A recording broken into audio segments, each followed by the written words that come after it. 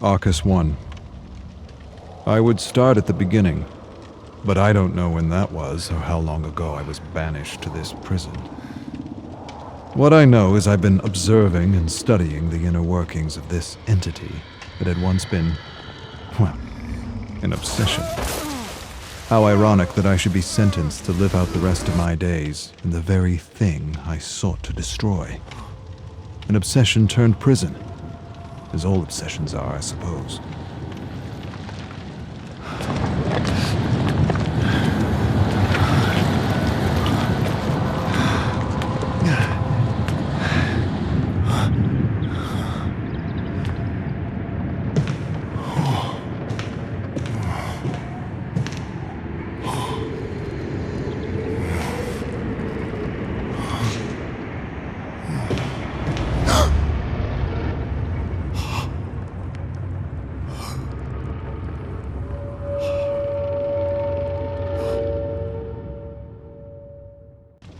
Arcus 2.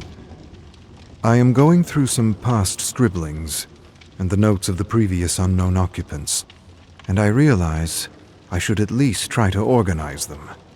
Reading these notes, I decipher several voices who I am aptly calling the unknown few, who like myself had a fixation with the entity, and who like myself had an ability to experience the memories encoded in the fog. I will include my past scribblings and number them as best as I can, referring to them as notes obscura, or just obscura, to try and piece together how long I've actually been here. I think I may have found my first ramblings amongst the half-destroyed journals of the unknown occupants, who struggled with infinite possibilities of whiling away the time except the one they probably miss the most, the one I miss the most. Friendship, companionship, sitting with my father drinking whiskey and watching the ancients swim across the night sky, or just losing time with a friend in a hearty conversation about the merits of art, music, laughter, and stories. All I have now are the memories of others, second-hand experiences that constantly remind me of things lost and half-remembered. Arcus 3. Spent the entire day doing unnecessary mundane tasks, like sweeping the floor, dusting statues and furniture, and polishing silverware, all in a fairly successful attempt to keep my mind busy. I imagine once I have the Aurus working as it should be, I'll be able to keep myself distracted with what seems to be dreaming black fog.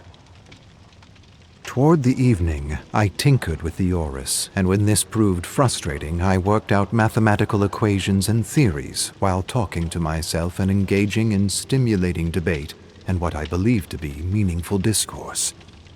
One of the lessons of those on assignment within the boundaries of an ancient is to keep to a rigorous routine of writing, reading, and self-talk to not let the pillars of the intellect crumble under the weight of laziness, alienation, and boredom. Thinking and speaking are skills, and like any skill they can decay and wither away if not practiced regularly.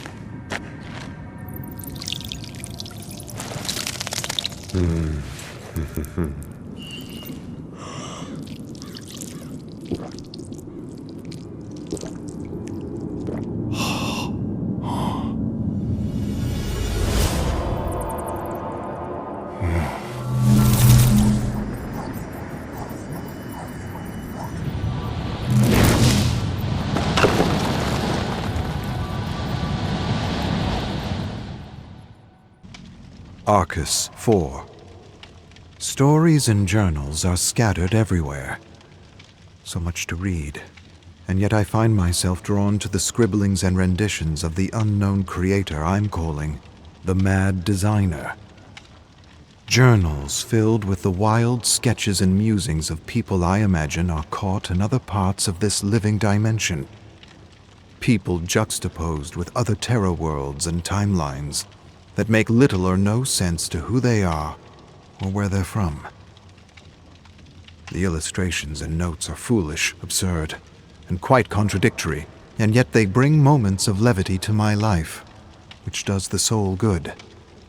I suppose it's a form of absurd escapism I turn to when I'm not reading the more traditional stories. Interestingly enough, I found 17 versions of a story featuring a killer named Evan, written by 17 versions of the same author from the Omniverse. 17 similar stories with sometimes subtle, sometimes significant differences. What I find particularly interesting is how the stories are written as fiction in one world and non-fiction in another. It reminds me of Universis Alveo, a theory that suggests that the human mind might very well be equipped with a powerful networking mechanism that reaches out to other worlds for wisdom and knowledge from our other selves. Some can use their minds in this way, and others can't.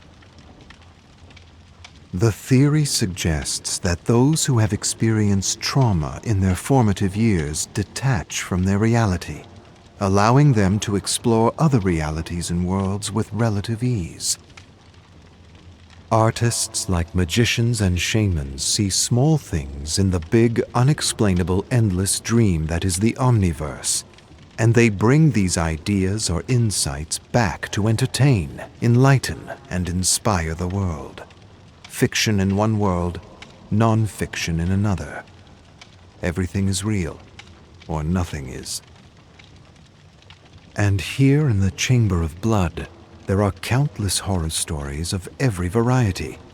So many that it seems to me that one of the unknown prisoners was collecting these stories as a way to discover more about their imprisonment, the entity, and the terrible screams coming from the surrounding abyss.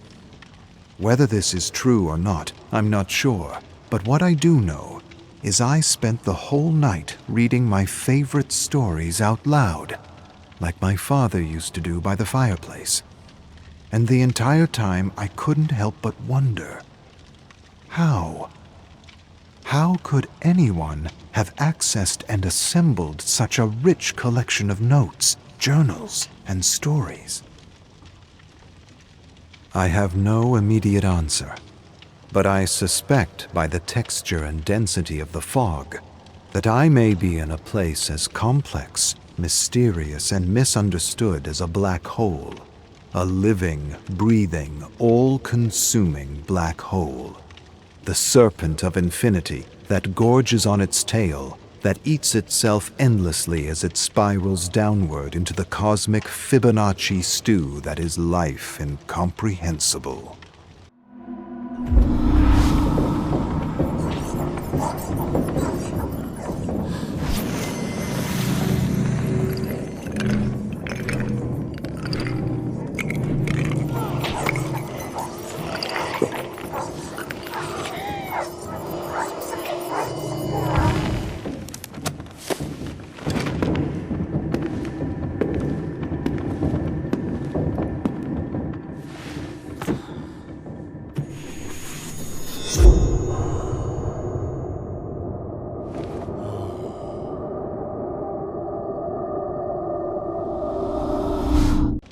Arcus 13.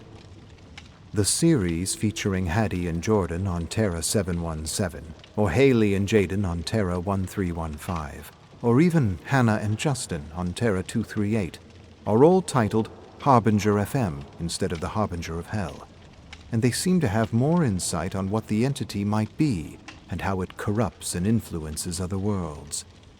Other Terra worlds have quite unique and sometimes contradictory versions of the Harbinger series, which make them difficult to track and interpret. But despite the discrepancies, each version seems to feature siblings trying to expose a nefarious cult devoted to the entity.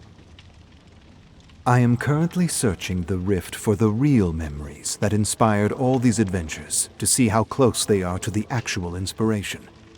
I'm even wondering if Hattie and Jordan are here, trapped in the entity, and if they are, I'm hoping their memories will somehow help me find a way out of here.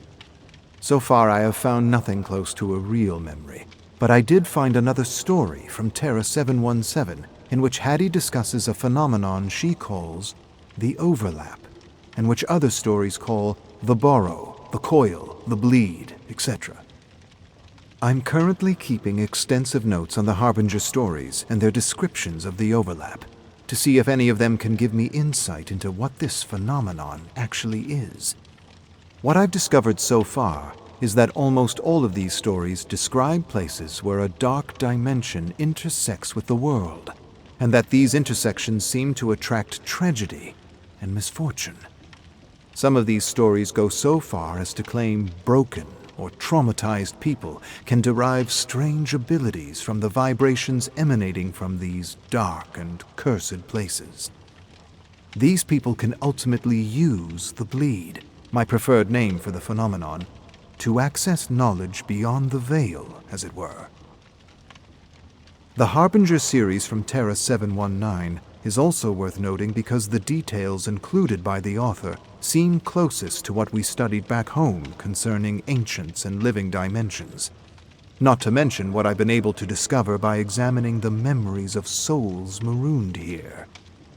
Piece by piece, or rather story by story, I'm getting closer to salvation, or insanity, whichever comes first. Arcus, 27. Most of the fiction featuring Hattie and Jordan end with one of the siblings disappearing, which accounts for some of the contradicting memories I've discovered in the fog. I believe there are several actual Hatties and Jordans stuck here with all the others. The memories I've studied so far conflict with one another so that they rarely line up with each other or the fictional stories I found in the Chamber of Blood. However, I must always remember that the collected stories and artwork in the chamber are interpretive.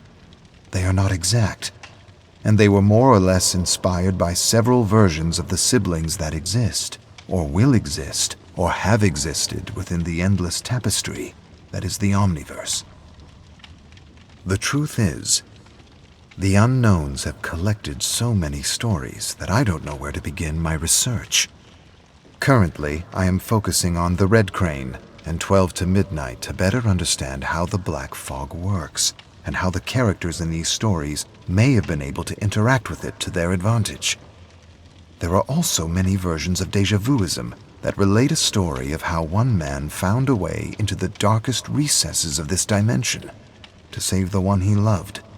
But the story doesn't go into the details of how he managed to find a way in, and I will have to go through other versions of the story to see if there is any information that can help me. Better yet, I am hoping to find his actual memories within the fog, to give me a sense of how he found a way into this realm.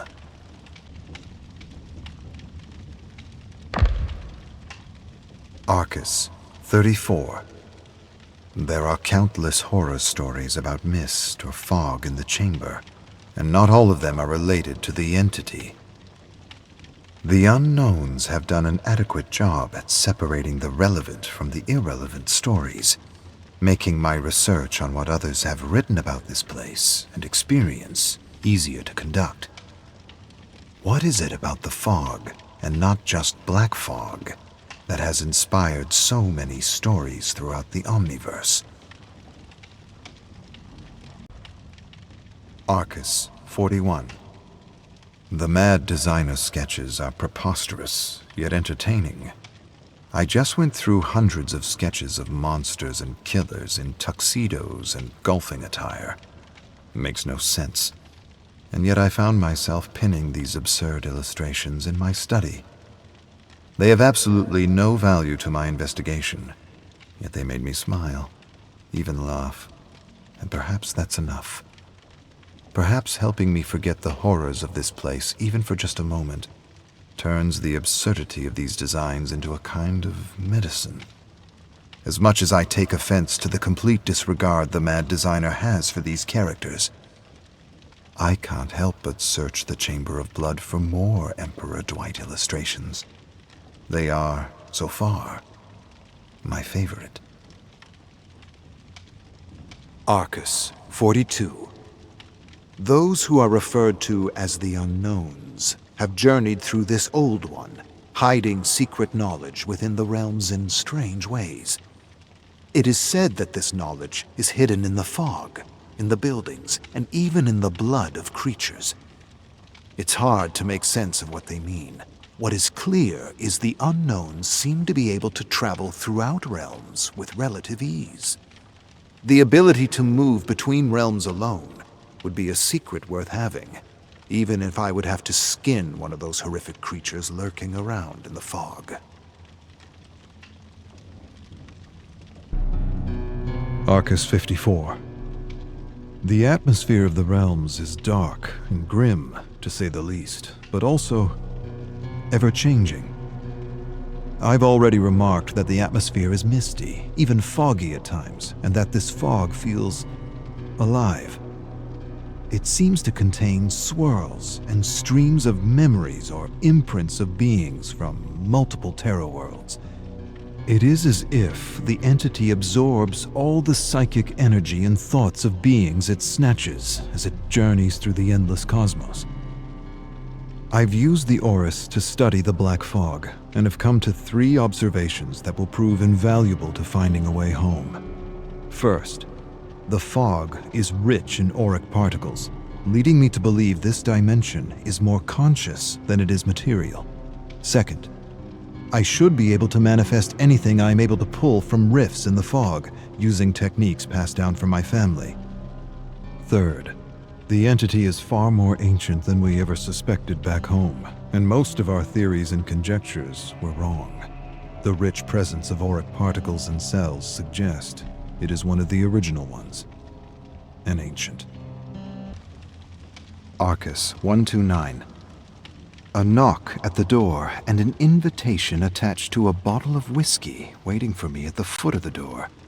I kneeled to inspect the invitation. You are cordially invited to the entity's birthday. The entity has a birthday. Am I losing my mind? My grip on reality, whatever that actually means here. Is this some kind of prank by a marooned soul? Arcus, 142. The entity is the cosmic embodiment of evil. Back home, we witnessed how its very presence turns worlds inside out. How it seems to remove or extinguish any sense of empathy or compassion within communities. How it brings people to the brink of madness and, well, pushes them in. Now I understand. It does all this in order to rip victims from their lives and have them play out an endless trial of terror that it presumably needs for its own survival. And there, perhaps, lies the key to its destruction, if an ancient can be destroyed at all. End the trials. Destroy its ability to sap dark nectar from victims like a cruel parasite feeding from a flower.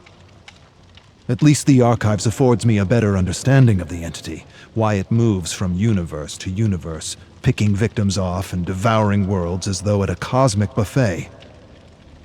What I have yet to conclude is whether it is attracted to worlds that are brimming with darkness and madness, or if it is in fact the catalyst of such darkness and madness.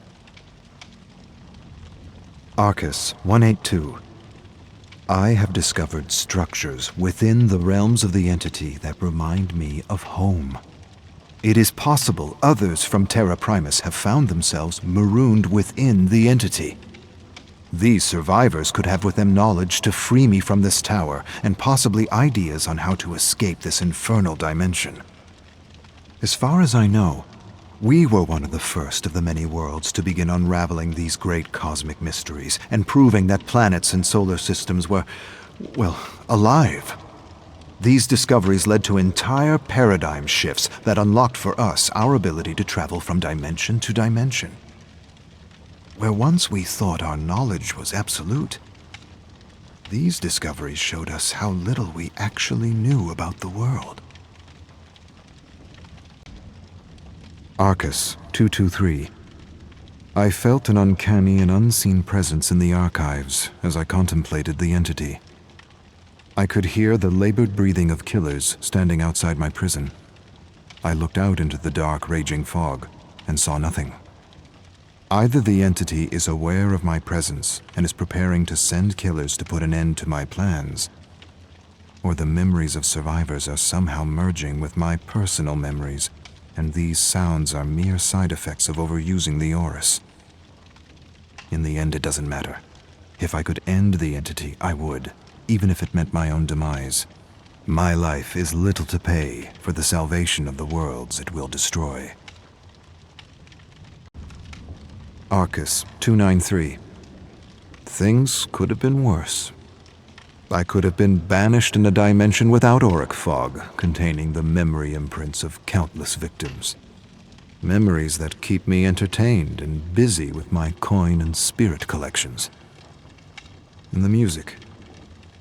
The variations from parallel worlds. It helps pass the time.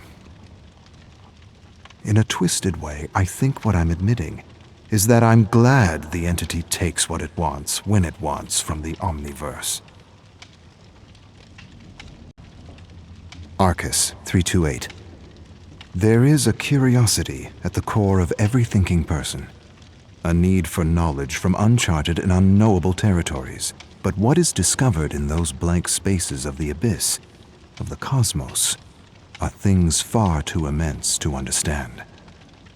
Things better left unobserved, lest they undermine our sanity. Better to embrace ignorance than face the truth of our insignificance in the grand scheme of it all.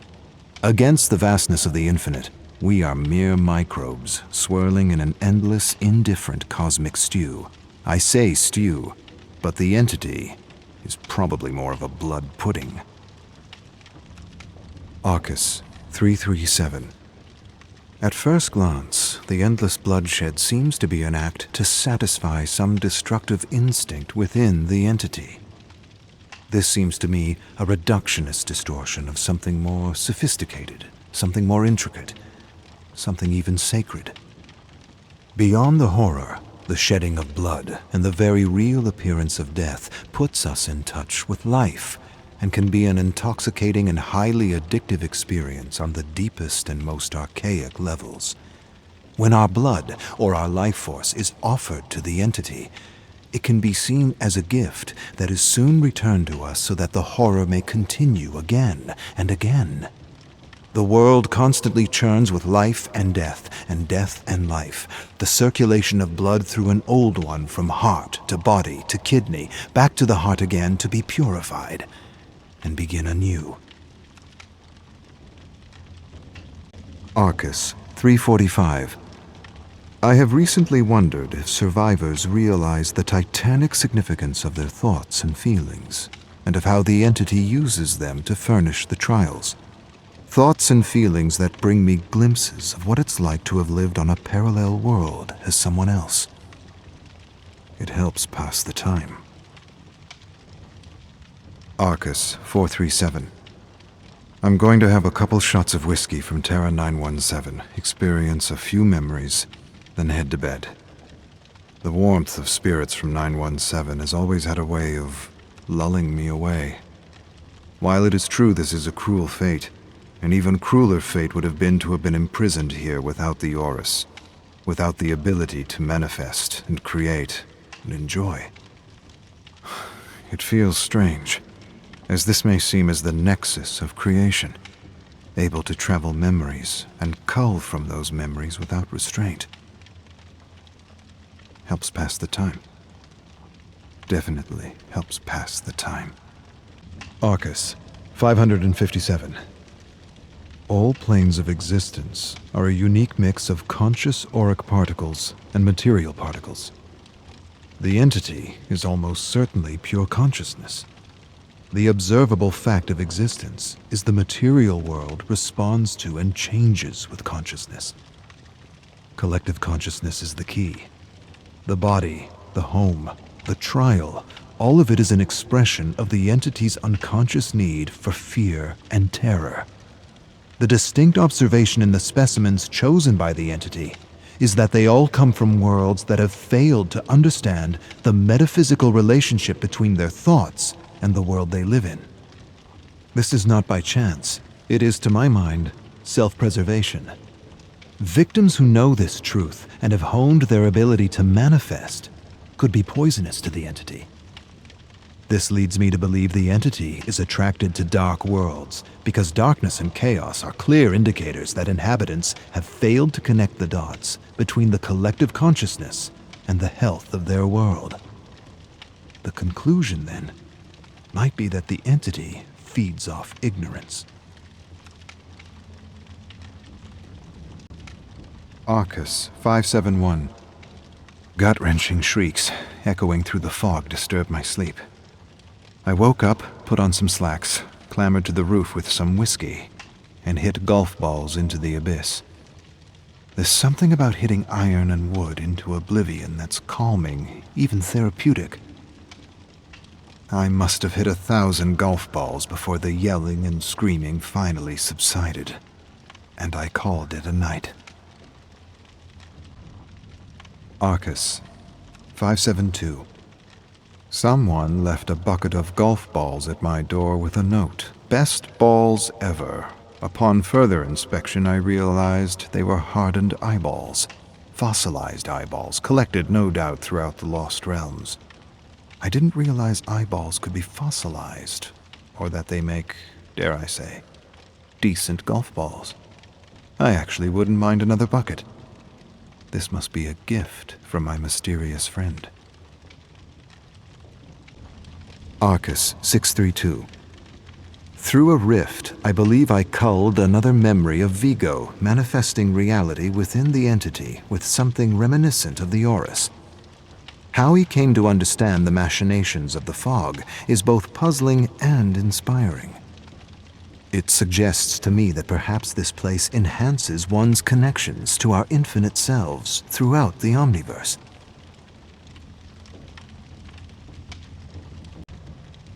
Arcus 723. I pity Dwight. It's as though every action he takes brings the opposite of what he intends. Trying to help his fellow employees from an abuser, he ends up shutting down the entire operation, leaving many in a far worse situation than they were ever in. Granted, spiking a narcissist's drink and watching him unravel was worth the price of admission. The many memories of survivors struggling with narcissists have led me to the conclusion that there are only 3 possibilities when relating to a narcissist: enable them, run away from them, or destroy them. But beware, narcissists take everyone with them when they go down. Arcus 731. Hard to tell when one day ends and another begins. The tower and the library help me cope, but it's hard to forget the truth of my situation, even for a moment, knowing everything I have is a lie. I have access to anything I want, and yet I have nothing. The survivors continue to undergo the trials of the most brutal of killers. I continue to search the fog for the memories of those who found a way to escape. It sometimes feels like a futile search. But then again, I've got time on my hands. Lots of time. Arcus 732. A lawyer offers Dwight millions to settle with the company. He tells them he'll settle if he gets a letter of apology for hiring and enabling a known abuser. They scoff at the request. They would rather give millions of dollars than apologize. Dwight turns down the offer, and I must admit this is something I didn't expect from him. But then again, so many characters I've studied over the years have, to one degree or another, contradicted my initial impression of them. I guess that's what makes them human, the contradictions. Dwight probably should have just taken the money and ran. That way he wouldn't have had to endure all those menial jobs throughout his life. But then again, there would be no elephant incident at the zoo. Nor would there be the coyote incident when he worked as a roadkill collector. Or even the incident driving the limousine across the country for that metal band. Come to think of it, I'm glad Dwight didn't take the money. I have found his memories amusing, if not entertaining. Arcus 767. The Orus was little understood back home, and to be fair, I wasn't given the chance to explain its merits to the Council. Had they taken the time to understand, they would have realized that though I had no verifiable explanation for how the Orus works, I had theories. And the most reasonable was that the Orus works on the basis of the Trinitarian of creation, a concept long held by our ancestors and forgotten throughout the ages. But the concept isn't complicated, isn't witchcraft, isn't a secret. It simply suggests that it takes two things to create a third, a father and mother to create a child, an idea and passion to create something new, something real, something lasting and meaningful, a thought and feeling. Therein lies the best theory of the Orus and how it is able to create with auric particles. The failing of other pioneers back home is they believed thought alone was enough, when in reality it is only half the equation. The other half is emotion, for it is feeling and passion that fuels the fires of creation. The Orus amplifies and manifests and forges something new using the mold of thought and the fires of passion. Or, I've been here too long, and I'm grasping at theories to pass the time. Arcus 789. Emotion, passion, interest. They are the spark, the undefinable force that enables creation. You cannot manifest anything if you are not filled with emotion about it. The Orus was ridiculed because the Council lacked understanding. This might be the whiskey ruminating, but art is not created by thought alone, but by thought and feeling working in harmony. Feeling is everything. Feeling is the most important aspect of bringing anything to life. It is the fuel that makes thought and intention reality. Arcus 893. Several survivors went mad trying to escape the trial. They had with them memories of previous incarnations, so that one survivor began dashing his head against a wall, convinced he was reliving a nightmare he had just escaped. The other survivors drowned him in mud to shut him up. It seems to me survivors are torches growing dimmer and dimmer with every trial. Some stop to feel altogether and are doomed to the void. Others go raving mad and need to be silenced by others. Arcus 968. Strange, luminous markings left in the trials for survivors and killers that help me navigate and study rifts with greater ease. Someone is trying to reach out to me. Tampering with the entity, using tricks to secure my attention, to let me know I'm not alone. To let me know I'm not the only one able to manifest within the entity. Yet the knowledge of living dimensions and ancients is knowledge few have developed amongst the infinite terra worlds within the known galaxies. Arcus 984. More luminous energy, sent to me by an unknown ally. With this energy I was able to open a small window that allowed me to look into a lost realm, where I saw to my great surprise a city with survivors living as though nothing was out of the ordinary. The window eventually closed, and I spent the entire evening imagining how such a thing could be possible, or if it was merely an illusion. The same night, another surge of energy permitted me to open a doorway into a realm I didn't much recognize or dare explore. I stared at the scintillating doorway until it faded out of existence. It's as though the one manifesting these sacred glyphs is trying to help me delve deeper into the mysteries of this dimension. Or perhaps he is suggesting that the answers to my salvation are hidden amongst the countless realms discarded by this old one since time immemorial. Arcus 985. Instead of reading aloud in my usual way, I clambered to the roof of my tower and conjured a fire and a radio to listen to some ghost stories from a half-remembered radio serial from Terra Dark. Without a doubt, listening to these stories has proven to be the best way to pass the time, especially when you've got endless voices clattering in your head, bringing you down with their endless agonies and anxieties. Later, I used the Orus to manifest the storyteller to read his stories like he had done for his weekly podcast. He was composed of ever-moving black fog, and I suspect that one day I'll actually be able to recreate a more realistic person to listen to, or perhaps even engage with in something that resembles a conversation. Listening to the storyteller and hearing familiar expressions, I am wondering, how do I keep myself out of my own creations? The memories I attempt to record as fast as I experience them prove one thing to me. They show me objectivity is impossible, or elusive at best, and I'm never quite sure if my logs are a true and accurate depiction of the subject's memory, or a whiskey-laden interpretation of a nightmare.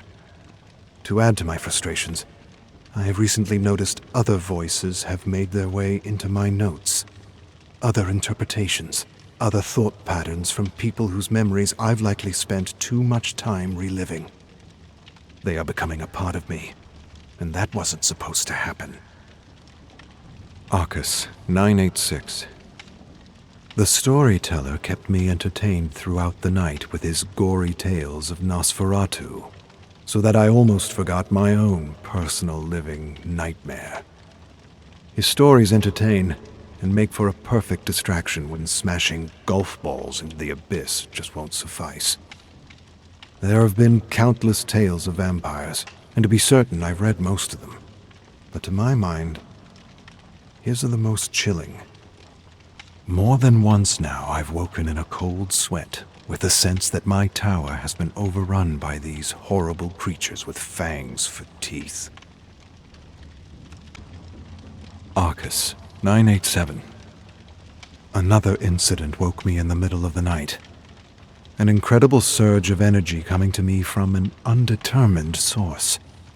At first, I thought my mind had given way to illusions and wild imaginings, until I realized the energy surging through my tower was widening yet another doorway into a lost realm composed of memories from an unremembered civilization lost to time. I approached and stared into the remnants of a war-torn, abandoned city, with the eerie cry of a baby echoing in the distance. Just as I made to enter the lost realm, the scintillating doorway shrunk and sizzled out of existence. I soon realized it may very well be possible to explore this old one from my tower with the help of this unique energy and the Orus. Arcus 1007. A new doorway has opened. For how long? I'm not sure, nor have I ever been right, even with my best guesses.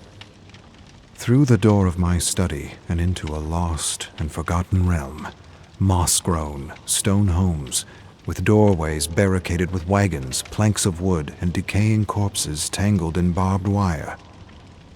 I walk by the homes, gazing at the residual memories of soldiers killing villagers with swords for no other reason than the thrill of it.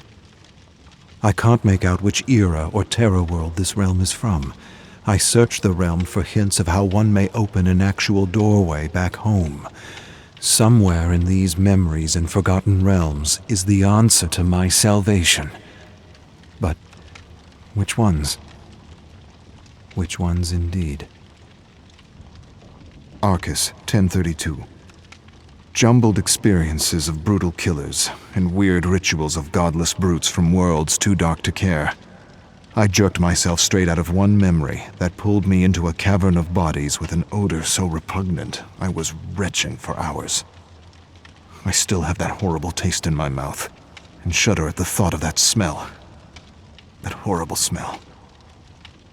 Rotting humanity. what foul creature of a man had made this festering hole his lair is beyond me. Arcus, 1043. I look and observe the realms of the entity with eyes that see disharmony, chaos, fear, and terror.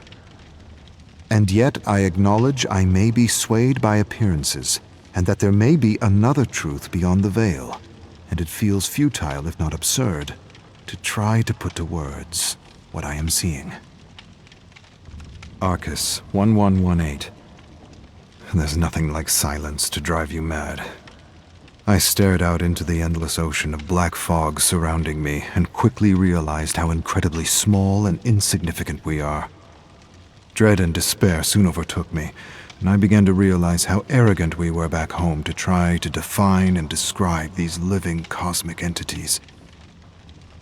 We thought we had figured most out. We barely scratched the surface. Arcus, 1256. Discovered new memories of Evan, which shed some light on his descent. The question I am asking myself is, did the entity begin to corrupt him before he was snatched for the trials, or was all that anger and bloodlust a result of his harsh upbringing? Either way, I would not expect him to comply with another authority figure, even if that figure was an old one.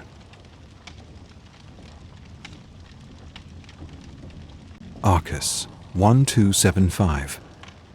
I have often wondered if those trapped here have ever paused to reflect upon the inexplicable significance of this world that defies not only time and space, but death. A world made of memories that is neither consistent or constant. Something akin to a collective dream, made of the collective memories and beliefs of its inhabitants.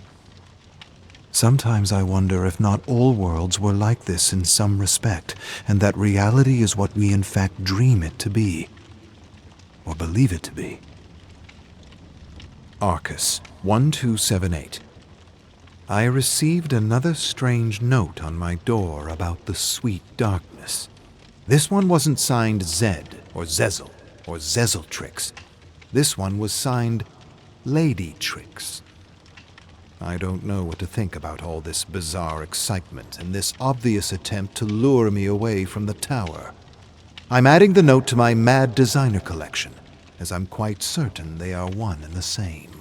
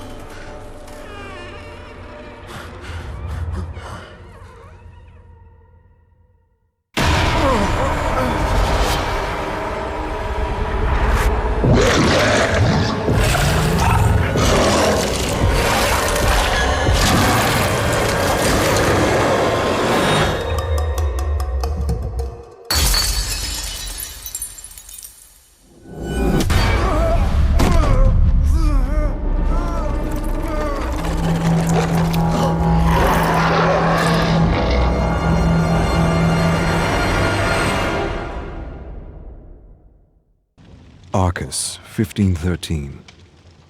I have used the Orus to explore the memories of an unknown survivor who comes from a world where, from what I can gather, a cult for the entity exists.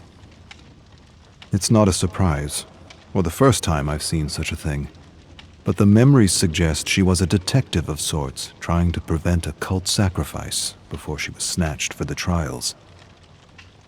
I'm not sure what happened to her, and we'll have to explore the fog to unravel more. Arcus, 1672. I have culled imprints of a killer I have yet to observe. My best guess, judging by the nature of the crimes, is this brute is from Terra Dark. She lured men with love, robbed them of their savings, and fed them to her pigs. Lovely, efficient, and resourceful. The impressions of the memory are as follows. He stands framed in the doorway with flowers, a stupid smile on his dumb face. He has no sense that his days are numbered. Lonely soul made the trip for a wife. He thinks he'll get everything for a ring, her land, her farm, her savings. Won't happen, won't go as planned, not as he planned anyway. It didn't for all the other lonely souls who answered her classified ad. She peers at his eyes and thrills at his ignorance. His long, dumb face, his false sense of superiority. He wrote her a poem. How sweet. She'll cram it down his throat when he's convulsing on the floor. She takes his poem and asks about his money. He has it with him, packed his savings in a bag, and made the journey for a new start. He'll get more than he bargained for, way more, to the bank with his money, to the pigs with him. Arcus 2217. I have uncovered to my amazement and bewilderment memories of Claudette that are unlike any of those I've previously experienced. One might even say they should not belong to her, and yet they are hers. I surmise these memories may belong to another Claudette from another Terra world, suggesting that this old one may have clear preferences at the cosmic buffet for certain souls. It will take more samples of these memories to know if they are in fact from another Claudette, or if, and it is possible, I am having troubles deciphering between her actual memories and her creative musings. Arcus 2903. I rose early to experience a few deaths in the archives I recently captured from the Rift. I had some milk from Terra 728. I listened to a radio show from Terra 232, horror stories and tales of terror. I read a new version of Dante's Inferno from I'm not sure where. I thought of home, had some whiskey, and slept for what felt like an eternity. Arcus 2921. Some civilizations collapse because they discover knowledge they aren't mature enough to understand. Other civilizations collapse because of natural disasters. And yet other civilizations get a little push, a little nudge, over the cliff. I have studied the final days of countless worlds, been through the memories of so many survivors, and I can say that the entity doesn't just corrupt and consume a world. It somehow taps into our collective fears and has a little fun.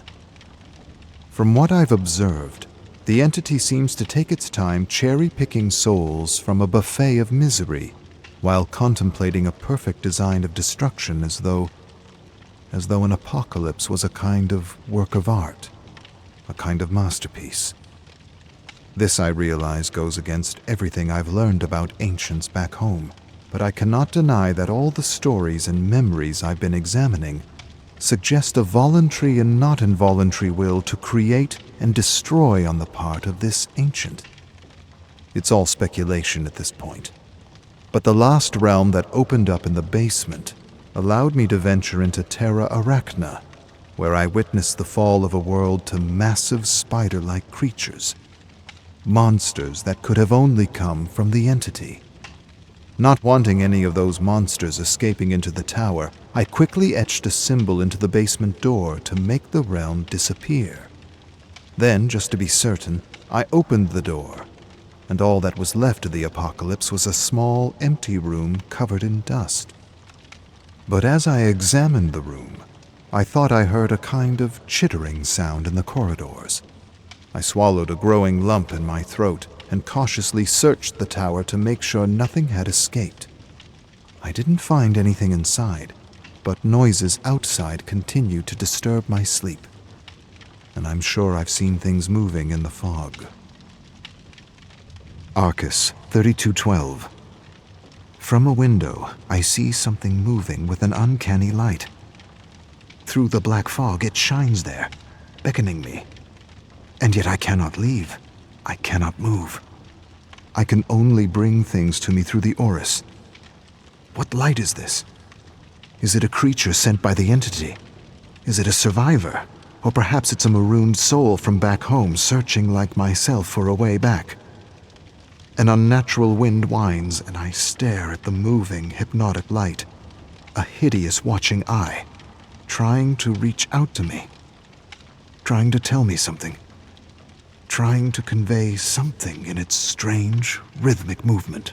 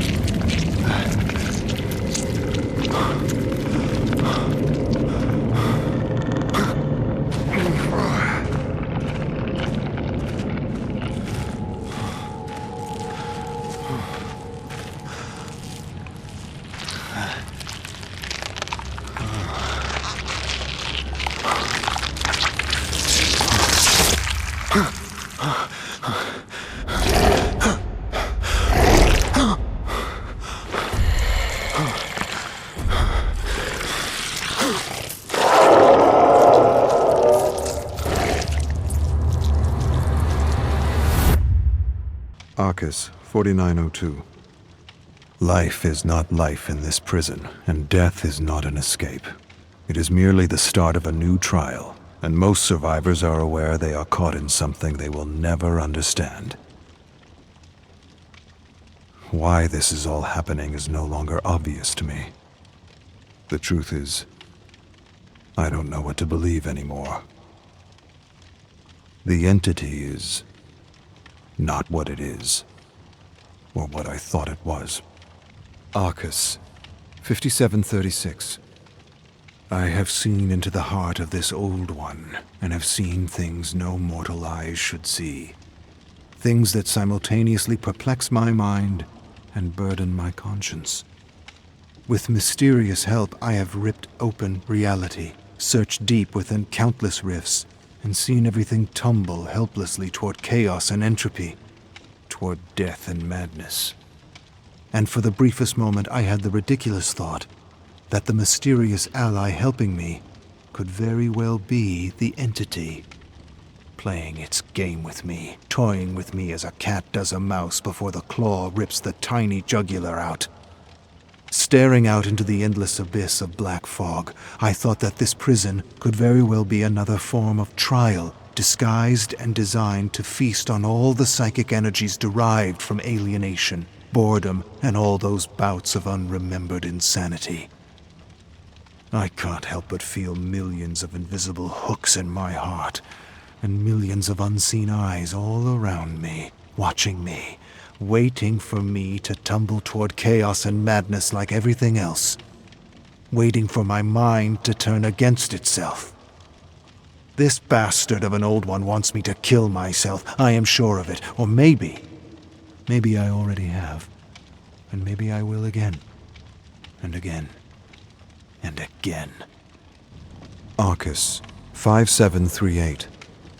An odd impulse caused me to climb to the roof and light a single candle in the pitch blackness of it all. When the candle extinguished, I thrust myself off the roof and plunged to my certain death, but somehow ended up back in bed as though I was waking up from a nightmare. I don't know what I was thinking, but what it has shown me is this: death is not an option. Arcus, 5798. Incidents don't make sense anymore. Nothing does. Everything is a chaotic blur of unreal apparitions and jumbled memories.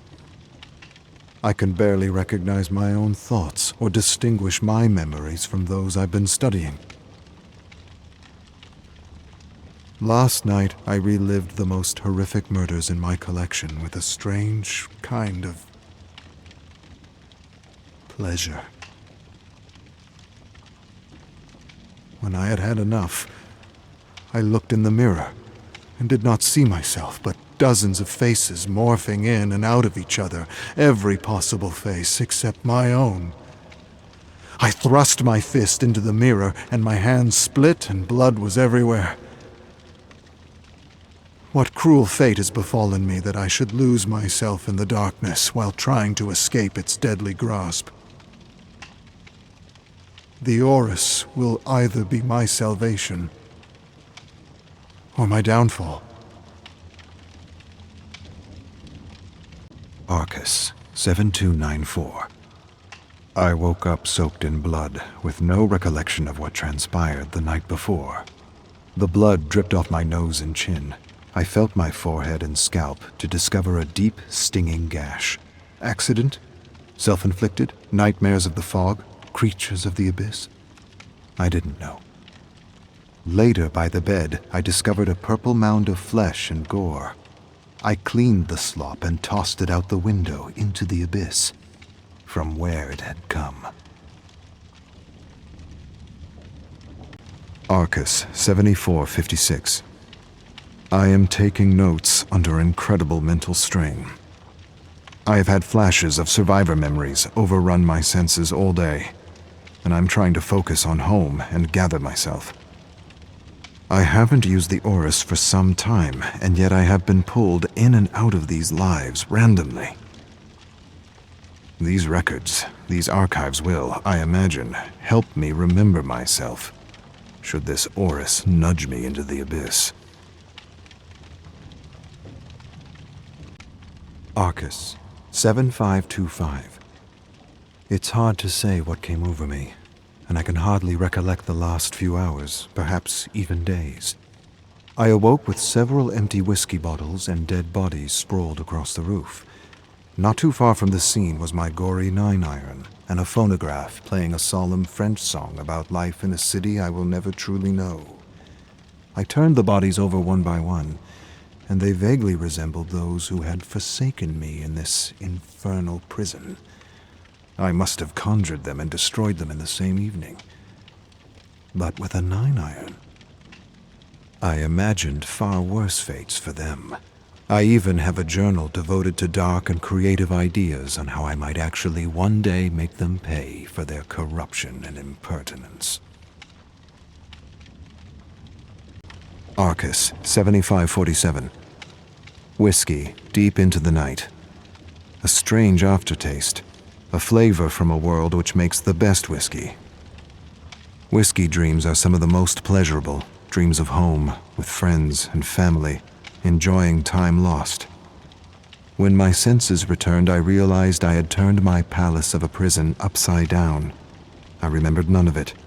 Everything a drunken blur.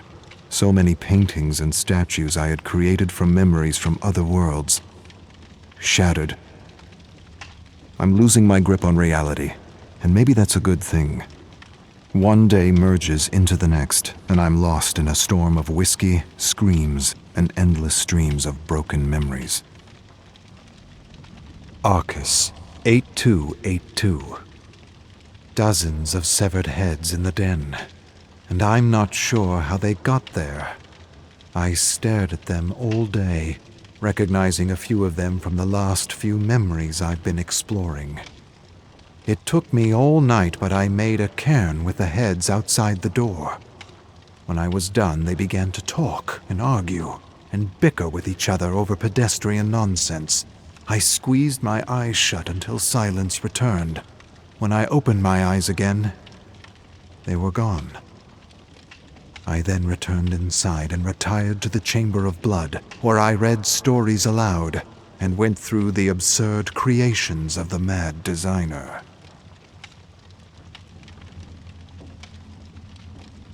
Arcus, 8542. The creatures move around the fog, watching me without attacking. They're waiting for the perfect moment, which will never come. For I have barricaded every door and window and practiced savage and efficient combat maneuvers with my 9-iron. I've caught glimpses of their forms, and they are ever changing, as though imitating all the monsters I've read about in my favorite stories, as though the fog itself were an extension of my dark imagination and fears.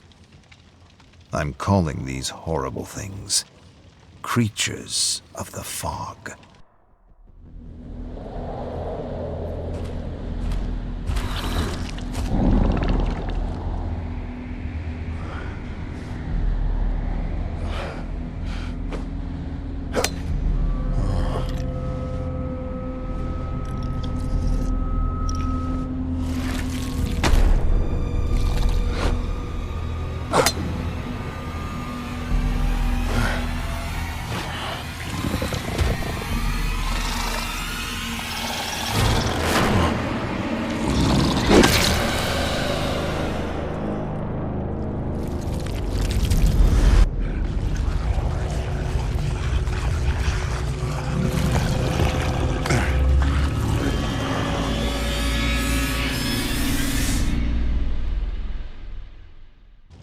Arcus, 8545. I was woken mid-slumber by a delirium of shrieks and destruction, so that I rushed to the closet window to see only the endless black fog swirling outside. Things in the fog were coming to life and dying simultaneously, as though the entity were sick or in some kind of shock. Creatures roared and fought and tore each other apart somewhere in the raging abyss, and it was both entertaining and unsettling. I grabbed a 9-iron and held it at the ready, waiting for some apparition to attack me, but within moments it was all over, and I couldn't sleep.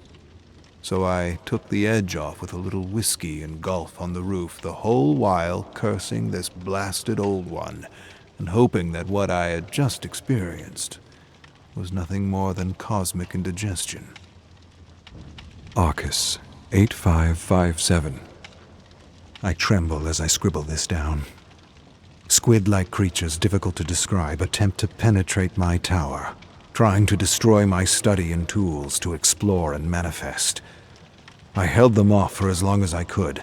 Then, taking the orris and other valuables, I rushed through a doorway and hid in a lost realm. When I returned, the tower was upside down. My study completely ransacked. The creatures lay dead on the floor with black putrid blood leaking out of them, and the smell of decaying fish was everywhere. What are these creatures, and who is sending them, if not this brutish monster of an old one? I spent hours cursing and throwing these fetid carcasses out my window and back into the abyss. Arcus, 8789. There are dead bodies in my study, and I have no recollection of the last few days. The bodies have been flayed from head to toe, and the faces have been beaten to an unrecognizable pulp. I dragged them to the window and thrust them out into the abyss, wondering who they were and why were they in my tower. Did I manifest them? Did I create them for company? Or did they come from somewhere else? Had I been the one who butchered them? Had I lost myself so deeply in a memory that I became someone else for a short time? Perhaps they are not my creations, but apparitions from the fog sent by the entity, like the creatures I hear lurking about in the fog now and then. Arcus, 8875. It's always entertaining to watch a survivor try to escape with a femoral artery lacerated. Some victims actually get quite far before shock and cardiac arrest overwhelm them. They fight and struggle for life as if death were final. Perhaps this is the reason the entity wipes the slate clean with every resurrection. The unwavering belief that death is real gives weight and gravitas to the trial, to the experience. Otherwise, survivors won't care, wouldn't run, wouldn't feel. The fear of death is the pulse of life, and believing death is real gives emotion to the experience. It, in other words, feeds the entity. Arcus, 9082. Max has quite an arm. A farmer made his way out of a barn, and with one well-aimed blow with a spade, his head was severed from his shoulders, and 2 spouts of hot blood burst from his body like geysers. He watched the headless man stagger stupidly and collapse in a growing puddle of steaming blood. I have to admit I've gone through this memory more than once. It's one of my favorites. I find Max disturbingly amusing, and the illusion of death fascinating. At a distance. Arcus, 9873. King has this way of doing things that are quite amusing. One of my favorite memories I return to time and time again whenever I need a lift is Memory 2332. Gasoline Man. King grabs this man who skipped a few payments on a loan. He drags him by the hair and throws him in an alley. He grabs a metal gasoline container and douses the sod with its contents and lights a match. He stares at him through the flickering flame as the man screams in terror. He watches him beg for his life. Then he flings the match. The man's eyes pop out of his head as the flame hits his chest and falls to the floor with a sizzle. King tells him to make his payment or next time he'll use real gasoline. Brilliant.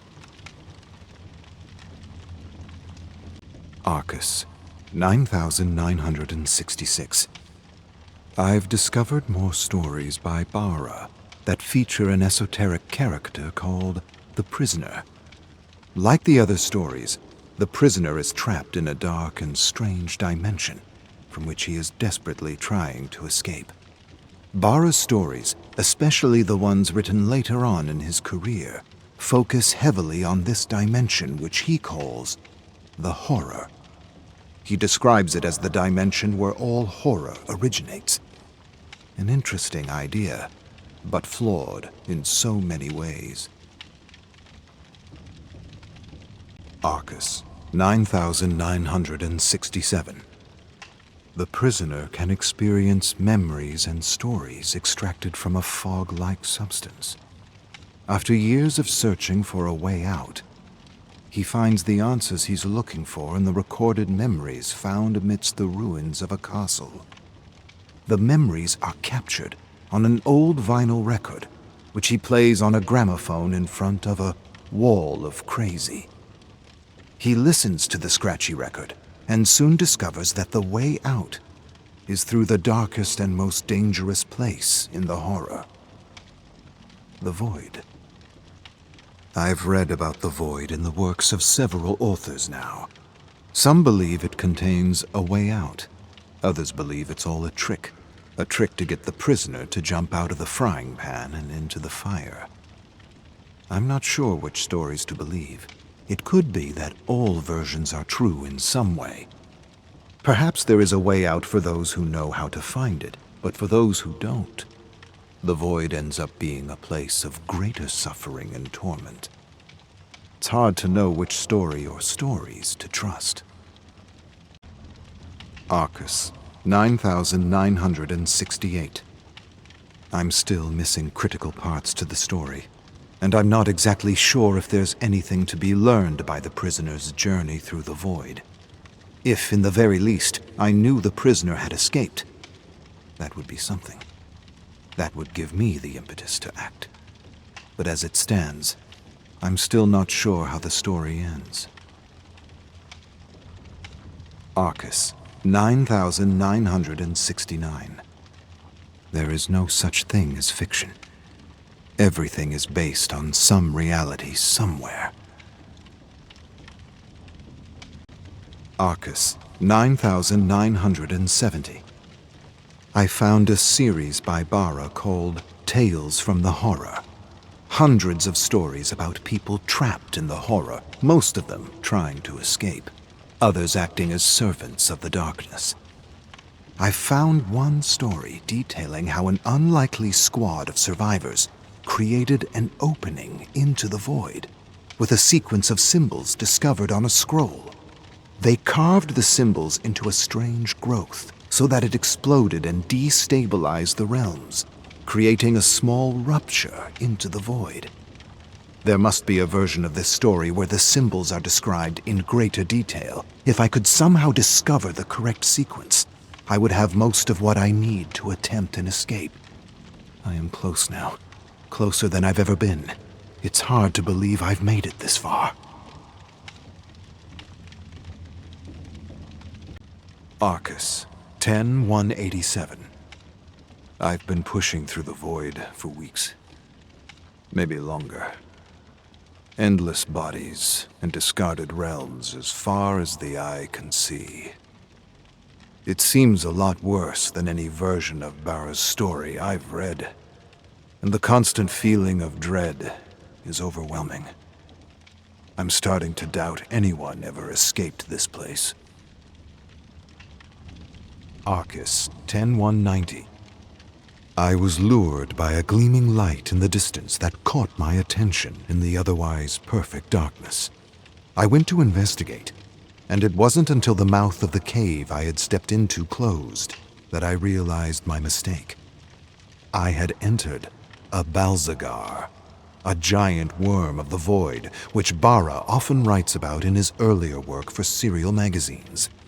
In his stories, the creature is often hunted by survivors, as its blood can be used as a type of fuel for makeshift vehicles and mechanisms. Lucky for me, I remembered one story where a survivor in a similar situation found a sword to hack his way out of the creature before suffering an agonizing death in a bubbling pit of acid. Remembering the story, I quickly scanned my surroundings and spotted an axe. With a great sense of urgency, I yanked it out of the skeleton's hands and hacked away as massive tendrils from its digestive tract tried without success to pull me into its stomach. I undoubtedly survived the ordeal and collected a sample of its blood to analyze its curious properties. The truth be told, it's hard to believe I'm still alive. My research has clearly paid off in countless ways.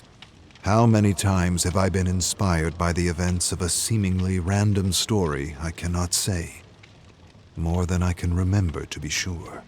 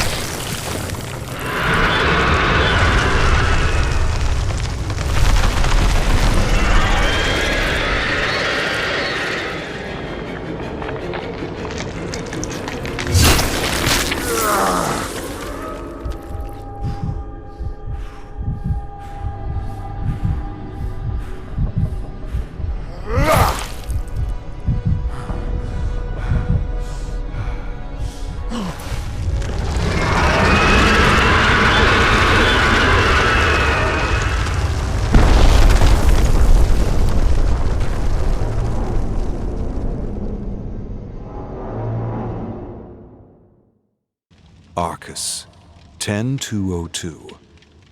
I entered the most peculiar realm yet.